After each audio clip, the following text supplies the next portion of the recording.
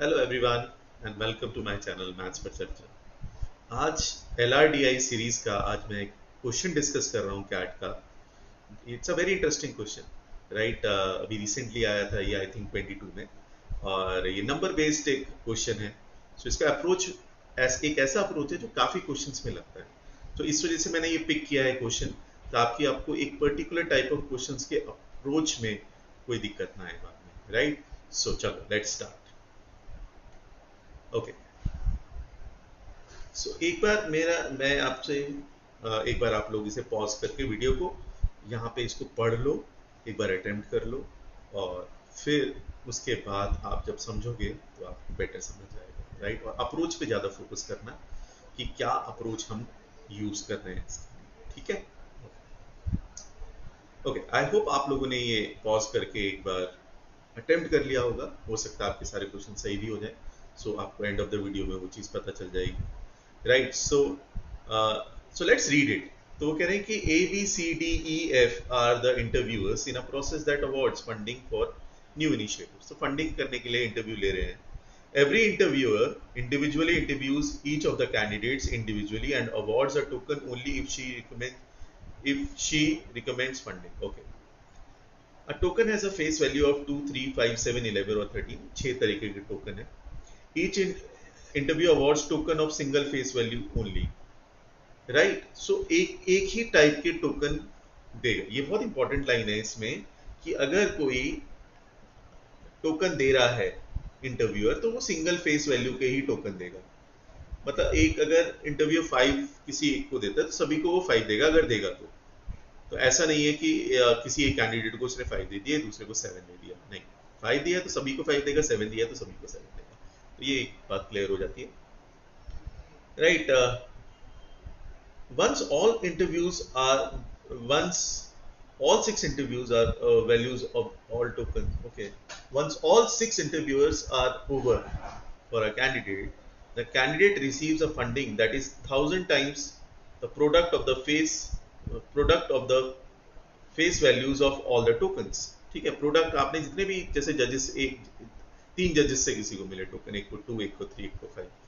सो अगर 2, 3, 5 मिले एक एक जज से, तो वो उसको प्रोडक्ट कर देगा 2, 3 जा 6, 5 जा 30, और जो 1000 से मल्टीप्लाई कर देगा, तो इतनी फंडिंग उन्हें मिल जाएगी। तो ऐसे वो बोल रहे हैं। फॉर एग्जाम्पल उन्होंने बोल भी दिया, if a candidate has tokens with face value 257, then they are getting a funding of 1000 into 2 into 5 into 7। Same thing जो मैंने आपको बताया। P, Q, R, S and T are 5 candidates who receive funding.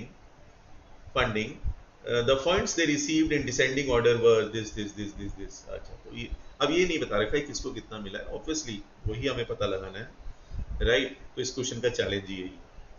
तो हमें पता है कि 390,000, यानी कि 3,90,000, ये भी बोल सकते हैं, या 390,000 भी बोल सकते हैं, फंडिंग किसी को मिली। लेकिन वो 1000, और लेकिन टोकन का मल्टीप्लायर क्या था? टोकन का मल्टीप्लायर था कि 390 होगा, क्योंकि 1000 से हम डिवाइड कर देंगे। सो अगर हम देखें तो किसी को 390 मिला है, तो 390 को अगर मैं फैक्टराइज करूं तो 390 हो जाएगा। 2 से करेंगे तो कितना आ जाएगा? 195। फिर 3 से करेंगे तो आ जाएगा 65। फिर 5 से करेंगे तो 13, तो ये आ जाएगा। ये 390 का आ गया। तो 390 का हमने देख लिया कि टोकन, तो किसी को टोकन 2, 3, 5 और 13 मिला है। फिर 210 है, 2 से डिवाइड करूंगा तो आ जाएगा 105, फिर 3 से डिवाइड करूंगा तो 35, और फिर 5 इंटू 7, तो 210 का भी आ गया। फिर है हमारे पास 165, 165 को 3 से डिवाइड करेंगे तो आ जाएगा 55, फिर 5 इंटू 11, ये हो गया। फिर है हमारे पास 77, 77 सीधा 7 इंटू 11 ही होता है फैक्टराइज फॉर्म। और 66 होता है 6 into 11, that is 2 into 3 into 11। तो कहने का मतलब है कि किसी को दो लोगों को 4 टोकन मिले, दो लोगों को 3, और एक को 2। तो ये हमारा पहला ऑब्जर्वेशन है जो हमें समझ लेना चाहिए। अब ये समझने के बाद हमें ये जो स्टेटमेंट्स हैं ये पढ़नी पड़ेंगी, लेकिन हमें इससे पहले क्या करते हैं, एक टेबल बना लेते हैं। एक टेबल कैसे बना लेते हैं? क्योंकि हमें पता है कि 6 इंटरव्यूअर हैं और 5 कैंडिडेट हैं, तो उनका एक ग्रिड बना लेते हैं। ग्रिड बनाने से थोड़ी चीज़ें आसान हो जाती हैं हमारे लिए। सो हमारे पास जो इंटरव्यूज हैं वो हैं ABCDEF, और जो कैंडिडेट्स हैं वो हैं PQRST। ये हमारे कैंडिडेट्स। अब पहला स्टेटमेंट पढ़ते हैं, वो कह रहे हैं कि Fatima awarded tokens to everyone except Q. Fatima awarded token to everyone except Q. तो फातिमा ने सबको टोकन दिया है क्यू के अलावा, तो मैं यहाँ टिक लगा देता हूँ, सॉरी क्यू को नहीं दिया है, तो ये एक पॉसिबिलिटी हो गई। तो मतलब अगर फातिमा ने टोकन दिए हैं तो वो नंबर, इन सारे जितने भी मैंने ये जो फैक्टराइज फॉर्म लिखा है वो 4 बार आना चाहिए, राइट। तो अगर मैं देखता हूँ 4 बार कौन सा नंबर आ रहा है, तो 2 1 2 3 में आ रहा है, 3 आ रहा है, 3 तो डेफिनेटली 4 में आ रहा है, और कोई आ रहा है 5 3 बार आ रहा है, 11 3 बार आ रहा है, 7 2 बार आ रहा है। सो साफ साफ दिख रहा है कि 3 ही एक ऐसा नंबर है जो 4 में आ चार, ये 1 2 3 4, राइट। तो 4 बार 3 तभी आ रहा है, और फातिमा ने सबको दिया है तो मतलब वो 3 ही हो सकता है, वरना पॉसिबिलिटी नहीं है। तो हम क्या कर देंगे यहाँ पे, हम मैं थोड़ा ये इरेज करके मैं यहाँ पे क्या कर देता हूँ 3 3 3 लिख देता हूँ, क्योंकि इससे हमें पता चल जाएगा कि ये 3 मिल गया है। तो 3 हमारा जो टोकन है वो कंज्यूम हो गया। सो ऐसे हमें इन्फ्रेंसेस ड्रॉ करनी होती है। देखो हमने पहली ही स्टेटमेंट पढ़ी और हमें एक चीज मिल गई कि ये 3 3 3 है। अब इसी अभी स्टेटमेंट पूरी नहीं, उन्होंने बोला कि and while A awarded token to no one except P. तो ए ने किसी को भी नहीं दिया है एक्सेप्ट पी, तो पी को दिया है। अब आप देखो कोई सा एक ऐसा नंबर जो सिर्फ एक बार आ रहा हो, हम देख रहे 7 भी 2 बार है, 11 3 बार है, 5 3 बार है, 3 3 3 तो 4 बार था, 2 भी 3 बार है, कौन सा नंबर 13।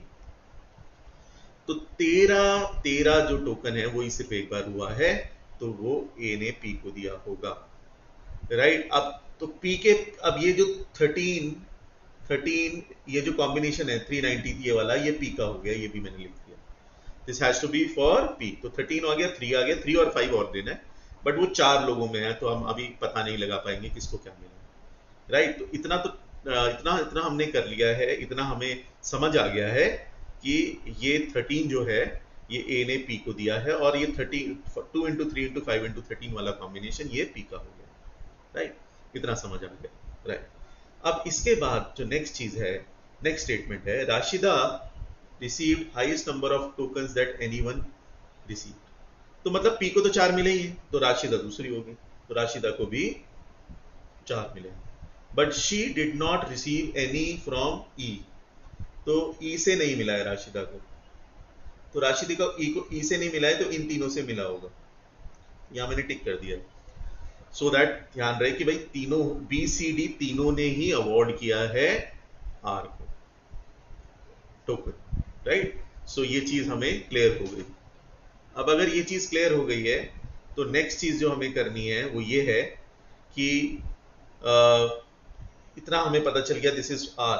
अब हम एक और स्टेटमेंट पढ़ते हैं, B awarded token to S, B awarded token to S definitely, and but not to Q, but not to Q, and D awarded token to Q, D awarded token to Q, but D awarded token to Q, but not to S, not to S, right. So इतना हमें पता चल गया है कि ये जो B है, B ने टोकन दिया है S को बट Q को नहीं दिया, और D ने किसको दिया है, Q को दिया है और S को नहीं दिया है। अब हमें ये पता लगाना है कि जो टोकन मिले हैं, इतना तो अब यहां से आगे कैसे जाएंगे, ये थोड़ा सा आपको इन्फ्रेंस ड्रॉ करनी पड़ेगी, थोड़ा सा और समझदारी से काम लेना पड़ेगा। तो हमें एक चीज तो पता चल गया कि जो Q है, Q को अवॉर्ड किया है D ने, राइट। अब Q को और कौन अवॉर्ड करेगा, D ने अवॉर्ड किया है, देखो D ने Q और R दोनों को अवॉर्ड किया है, D ने Q और R दोनों को टोकन दिए, ये बिल्कुल तय है बात। तो अगर हम Q और R में कॉमन नंबर देखें, राइट, अब आप कहोगे Q डेफिनेटली हमारे पास 7 इंटू 11 है, क्योंकि देखो 3 3 3 सबके पास आ गया है, तो Q ही बच गया ना, तो Q को 3 नहीं मिला है, बाकी सब में 3 है, तो 7 इंटू 11 क्यू हो जाएगा हमारा। दिस इज प्रिटी एविडेंट, ये हमें पता चल गया। और Q और R दोनों को दिया है टोकन D ने, D ने Q और R दोनों को दिया है, तो दोनों में कॉमन नंबर क्या है, सिर्फ 7 है, आप देख सकते हो। तो ये जो वैल्यू होगी, ये जो वैल्यू होगी ये 7 होगी, ये जो वैल्यू होगी ये होगी 7। तो ये समझ में आ गया हमें, राइट। तो ये वैल्यू 7 हो जाएगी यहाँ पे और यहाँ पे। So this is 7, right. तो ये थोड़ा सा हमें सोचना है, यहाँ पे सोचेंगे तो पता चल जाएगा कि ये दोनों पे 7 हो गया। और 7 हो गया, अब 11 R में है नहीं, तो यहाँ 11 लूंगा तो ये भी 11 यहाँ तो दे ही रखा है C ने R को, तो 11 इधर नहीं हो सकता, 11 इधर ही होगा। तो 11 इधर होगा तो जितने भी 11s मिले हैं, 11s किसको मिले हैं, S और T को ही मिला है। S और T का पता नहीं हमें, इन S और T में से ये कोई भी हो सकता है और S और T में से ये कोई भी हो सकता है, बट दोनों को 11 मिला है, तो यहाँ पे हम दोनों जगह 11 लिख लेंगे, राइट। तो इतना हमें पता चल गया। अब इतना पता चलने के बाद अब और आगे हमारे अब दुविधा है। अब S और T का नहीं पता चल पा रहा है कि S कौन सा है और T कौन सा है, तो हमें दो केसेस बनाने पड़ेंगे। तो दो केसेस कैसे बनेंगे, P Q R S T यहाँ पे लिख लेता हूँ। तो यही टेबल यहाँ भी बना लेता हूँ ताकि हमें आसान रहे दो केसेस को डिसाइफर करने में, राइट। और ये है 7 7 क्रॉस, राइट, ये 11 क्रॉस 11 11, और ये है 3 क्रॉस 3 3 3। तो दो केसेस हो गए। अब मैं पहला केस क्या लेता हूं, मैं S को ले लेता हूं 3 5 11। अब B ने S को दिया ही दिया है, तो 3 5 11 वाला है, तो ये 5 हो गया। और 5 R को R के पास भी है, T के पास नहीं होगा, T है 2 3 11, तो ये क्रॉस कर दिया। और S का भी 5, तो ये 5 हो गया, राइट। तो इतना हमारे पास पता चल गया। अब R को क्या मिला है, R को यहाँ वर्ड मिला ही मिला है, मतलब C ने R को टोकन दिया ही, हम पहले ही पता लगा चुके हैं। तो क्या बचा है R का टोकन, R का टोकन अगर हम देखें तो 2 बच गया, तो ये 2 हो गया, ये 2 हो गया। तो S को तो 2 मिला नहीं है, T को 2 मिला है, ये क्रॉस हो गया, राइट, ये क्रॉस हो गया, राइट, और यहाँ 2 हो गया। तो ये एक तो पहला केस हो गया। फिर दूसरा केस ये है कि हम S को ले लेते हैं 2 3 11। S को 2 3 11 लेंगे तो S 2 इधर आएगा, तो ये क्रॉस हो जाएगा, तो ये भी 2 आएगा, ये भी 2 आएगा, ये भी 2 आएगा, ये क्रॉस हो जाएगा। अब यहाँ पे 5 होगा ही होगा, तो यहाँ पे 5 होगा, तो ये 5 होगा, ये 5 होगा, तो ये क्रॉस हो जाएंगे। तो ये दो केस हो गए। तो हमने ये दो केसेस बना लिए, राइट।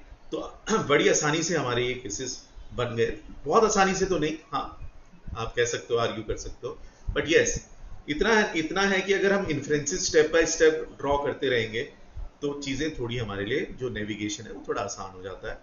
तो इन चीजों पे बहुत ध्यान देना है कि जब आप स्टेटमेंट पढ़ते हो तो आप उनसे क्या क्या इन्फ्रेंस ड्रॉ करते हो, ये बहुत जरूरी है। अगर आप नहीं करोगे, पूरा एक साथ पढ़ोगे डेटा, तीनों स्टेटमेंट पढ़ने के बाद फिर देखोगे तो ओवरलैप हो जाता है, कंफ्यूजन क्रिएट होता है। तो एनालिसिस ऑफ द स्टेटमेंट ये बहुत इंपॉर्टेंट है। एक एक स्टेटमेंट पढ़ो, उसका एनालिसिस करो, देखो उससे क्या क्या चीजें हमें पता लग सकती है, राइट। चल आप क्वेश्चन करते हैं और आप लोग भी देखो आप लोगों के कितने सही थे अगर आपने ऐसा कर लिया है। How many token did Q received, तो Q के रिसीव तो 2 हो गया। अब आप देखो ये जो क्वेश्चन था हमारा, ये वाला जो क्वेश्चन है, ये हम अगर हमारे पास बात तक हम तो सपोज फंस गए, इस डेटा में फंस गए हमने ना, हमने जब हम करते रहे बाद में जाके फंस गए, तो भी ये क्वेश्चन तो बहुत पहले हमने इन्फर कर लिया था कि Q के पास 2 थे।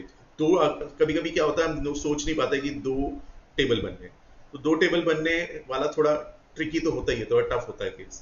तो अब अगर आप एक टेबल भी बना लो तब भी ये क्वेश्चन तो आपका सही हो जाएगा, ये तो बिल्कुल सही बात है।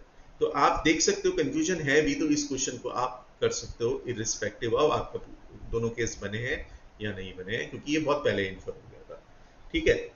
अब who among the following definitely received token from B but not from T, अब इसके लिए तो पूरा टेबल बनाना ही पड़ेगा। B और D का देख लेते हैं, वो रिसीव, इसके लिए भी दोनों टेबल बनाने की जरूरत नहीं है। देखो हमें दिख ही रहा है कि P को B से मिला है, D से नहीं मिला है, Q को तो नहीं मिला है, R को मिला है उसको, लेकिन D से भी मिला है, S को, तो P और S में कोई हो सकता है, P और S में कोई हो सकता है, चाहे यहां देख लो चाहे आप यहां देख लो, दोनों टेबल में। तो ये भी एक टेबल से आपका हो सकता था।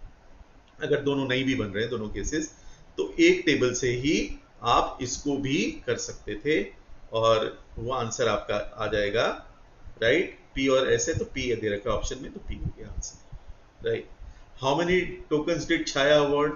अब छाया का आप कोई भी केस देख लो, यहाँ भी 3 है, यहाँ भी 3 है, चाहे वो 5 और 2 है, ये नहीं पूछा उन्होंने कौन सा टोकन दिया है। कौन सा पूछा होता तो पूरा टेबल की जरूरत थी, दोनों टेबल की जरूरत थी, बट एक टेबल से ये भी हो सकता था आपका आंसर। तो आपका आंसर आ जाएगा 3।